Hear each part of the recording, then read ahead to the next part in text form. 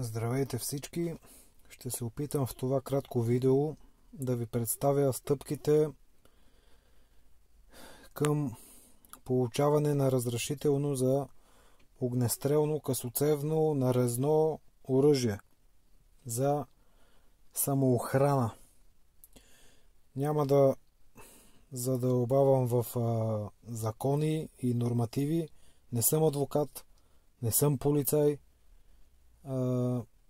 Просто реших да мина по този път и ми направи впечатление, че никъде в интернет няма събрана информацията стъпка по стъпка, какво трябва да направи човек, откъде трябва да мине, през кои институции, и затова реших, че ще бъде полезно.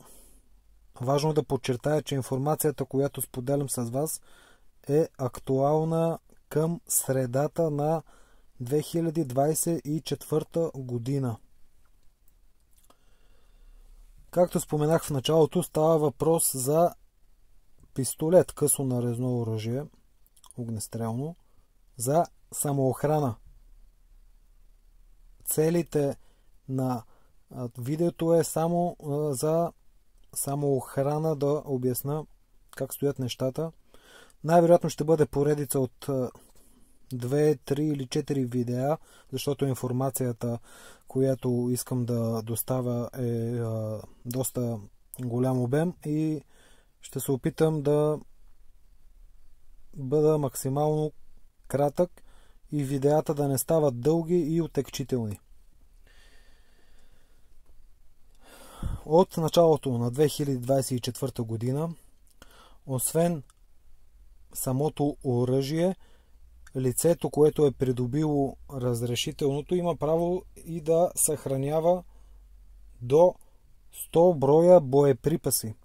Важно е това да се подчертае, защото до 2024 година бяха 50 броя боеприпаси, сега вече са 100, което е добра новина за любителите и за тези, които смятат, че колкото повече, толкова повече. Така. Първа стъпка е свидетелство за съдимост. Навсякъде по-напред в другите стъпки и за свидетелство за съдимост, навсякъде ще ви трябва лична карта да имате в себе си и да бъдете пълнолетен гражданин, да имате навършени минимално 18 години. За свидетелството за съдимост за София ще говоря за София, защото аз съм от горе-долу съм от София и ще говоря за стъпките, които трябва да измине един кандидат за такова разрешително за София. Свидетелството за съдимост се изважда от Софийски районен съд. Адрес е булевард Генерал Скобелев, номер 23. След като минете там проверка на входа през метал детектор и проверка на личната карта, трябва да питате или да се опътите сами към гишетата номер 27, 28, 29. Там ще получите бланка, която трябва да попълните. Има я и в интернет тази бланка. Като образец може да се я разпечатате предварително и да отидете с готова написана. Като задължително е да се посочи в това заявление, че свидетелството за съдимост ви е нужно за оръжие. Задължително това трябва да го посочите най-отдолу в бланката.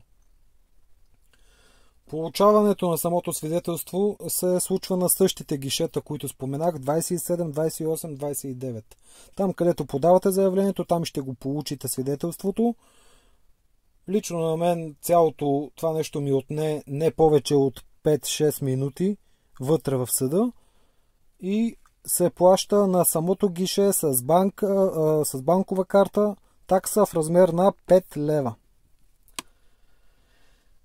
Това е първият документ, свидетелство за съдимост. Втория документ е нужна от психиатрична клиника.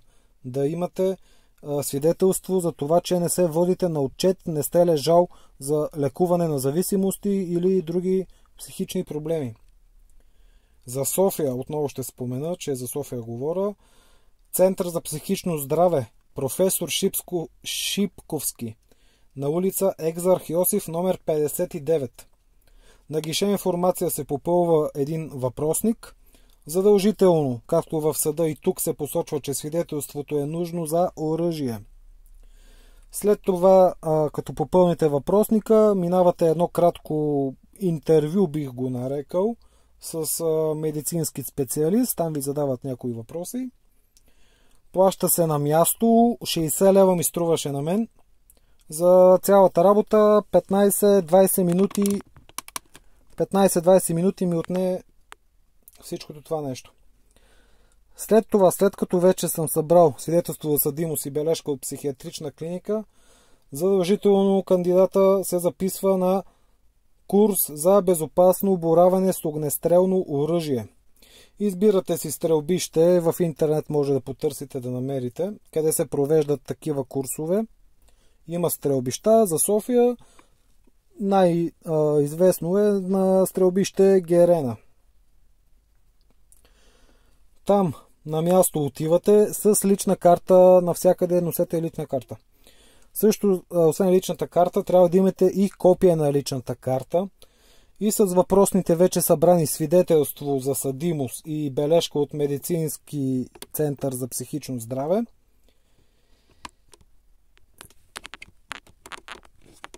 И снимка паспортен формат. Се записвате на курса за безопасно боравене с огнестрелно оръжие.